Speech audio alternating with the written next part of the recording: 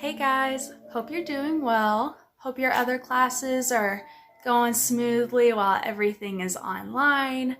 And yeah, I hope that you're learning as much as you have been in person, that you are now online as well.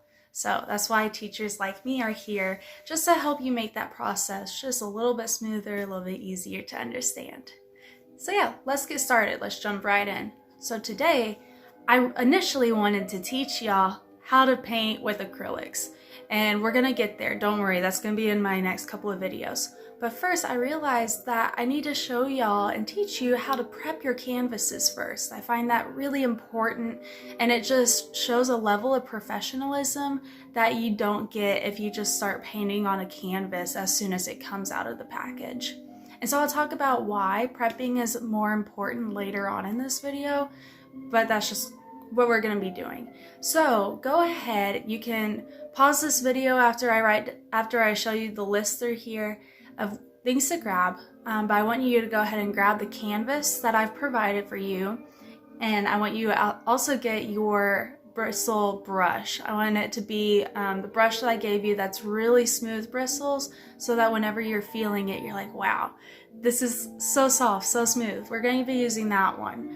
It's called our fan brush, or our gesso brush. We'll also be using that as well. I want you to go ahead and grab your bottle of gesso, and it will say gesso, Gesso, if you don't know what that necessarily means. Go ahead and grab your sandpaper. I want you to get your 150 grit, and you're also your 300 or 400 grit as well. Go ahead and get either like a paper towel or a washcloth of some sort. It needs to be dry right now, but with that, I want you to grab a small bowl of water. We're gonna be using a little bit of water, so just make sure you're clean with it and doesn't get too messy.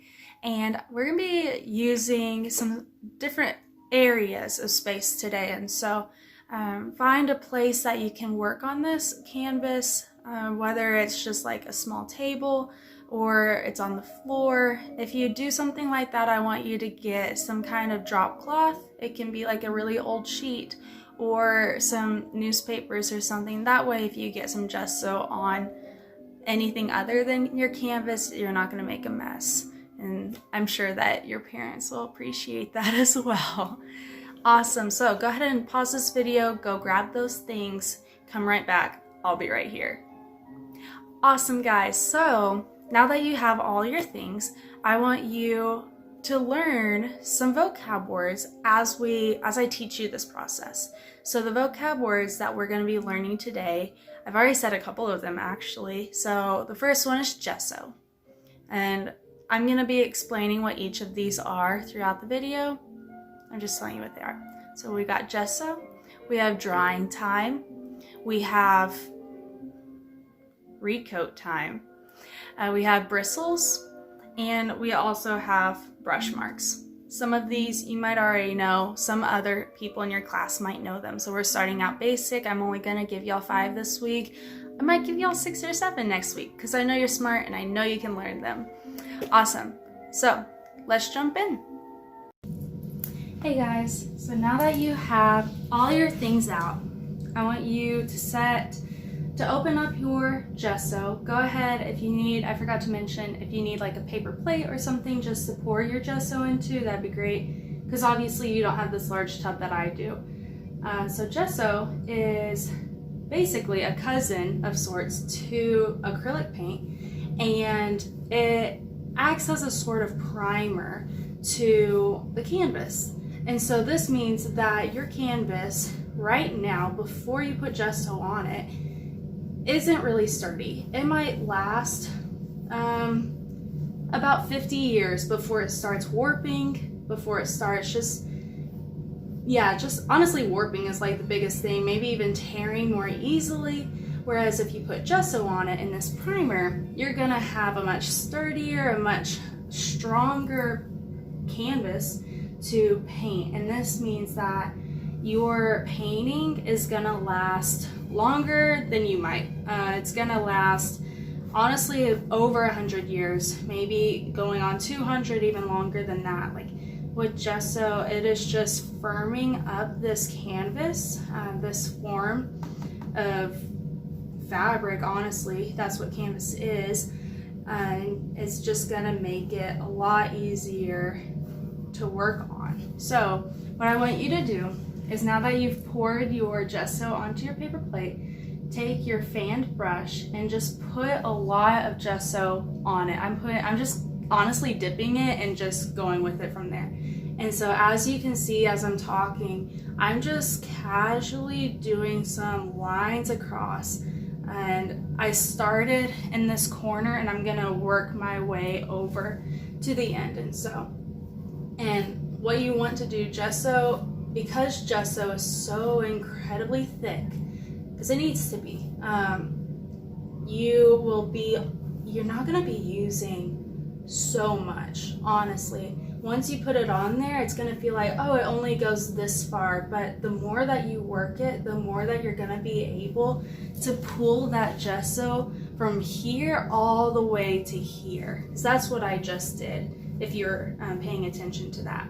And so just keep working this. And so now, say that you finish a lot quicker than I am, and you get all the way to the end. So after that is what we are gonna call your dry time. And so dry time is how long it takes for your gesso to dry. And this is different than dry to the touch. Dry to the touch means that on the surface level, it might seem dry and you can touch it without paint coming off, but it's not necessarily dry at the base layer.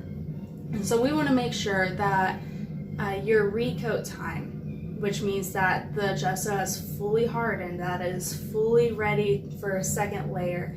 We want to make sure that you get to that recoat time. So that might mean that you have to wait about 5 or 6 hours. You might even like take a nap or do other homework while this is fully drying. And so after that recoat time, once this is fully hardened, let's say, so you've already finished it, it's fully hardened, you're gonna turn it this way. And so you were just working side to side, now you're gonna be working up and down. That's only after this has been fully dry. Really wanna emphasize that. So yeah, go ahead and do that. Go ahead and start with your first layer, let it dry for 5 or 6 hours. I'm just gonna keep working on this as I speak. Let it, dry 5 to 6 hours, and then go ahead and do your second layer, going up and down. Or side to side, whichever one you would do, the opposite of what you did first. And then, go ahead and do that. Let that second coat dry a second time, and then, I'll get back to you and I'll show you what to do next. You're doing great. Okay, guys, so I'm currently letting my other canvas dry currently. So this one, I've already gessoed one time, and now I'm going to move on to sanding this down, because you can't necessarily see it, but it still has these rough ridges because I haven't sanded down yet. So this is the part where you should go outside. I am not, because I don't have an outside to go to.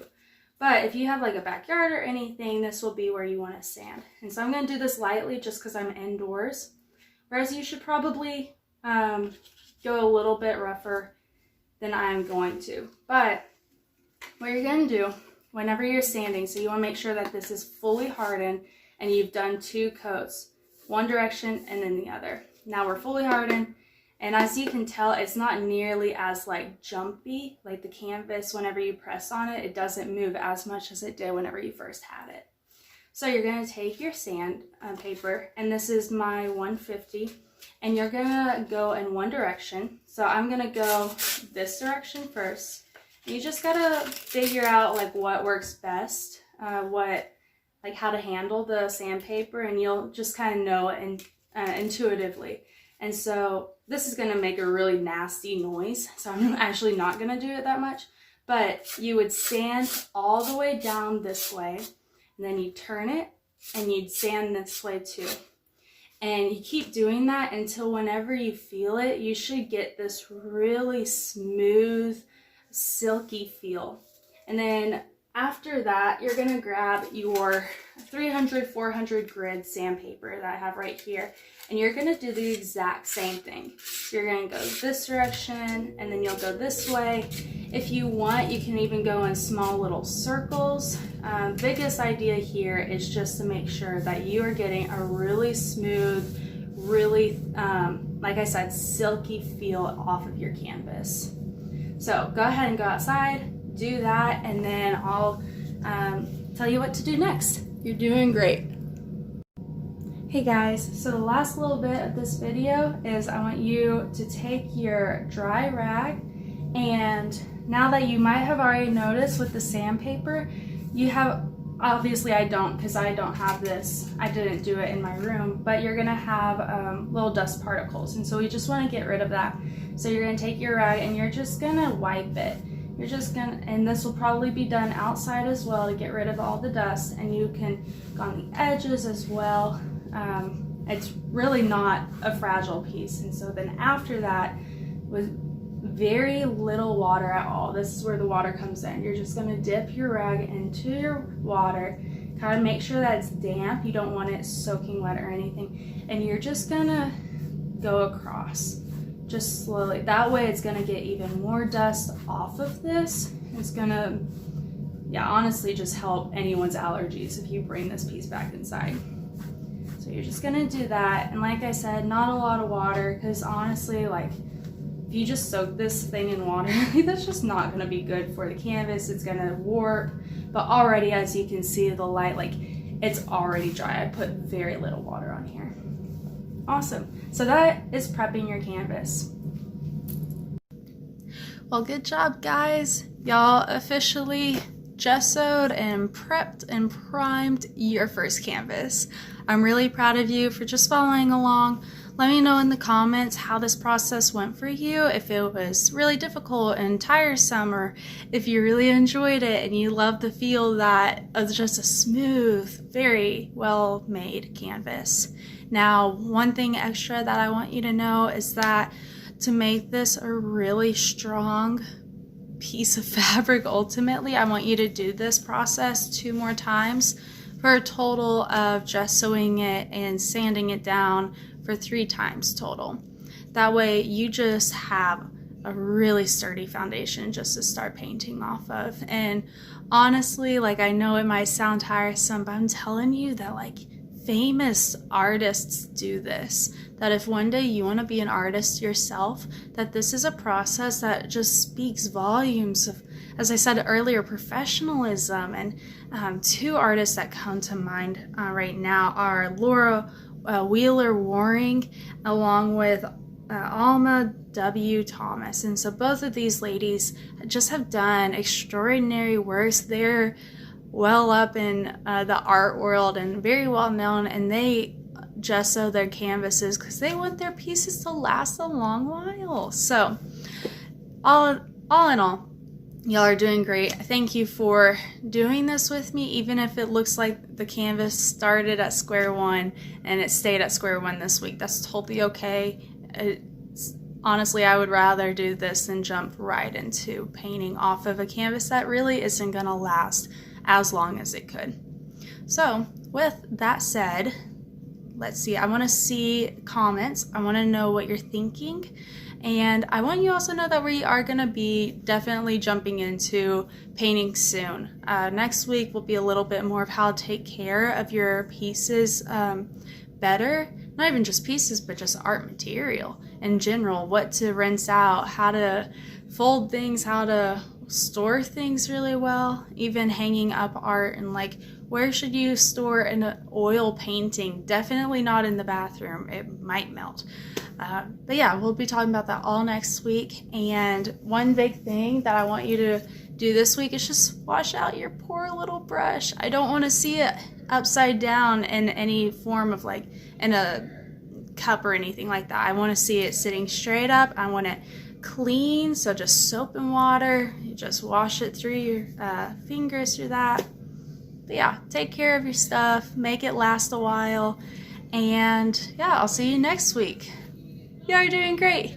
Bye.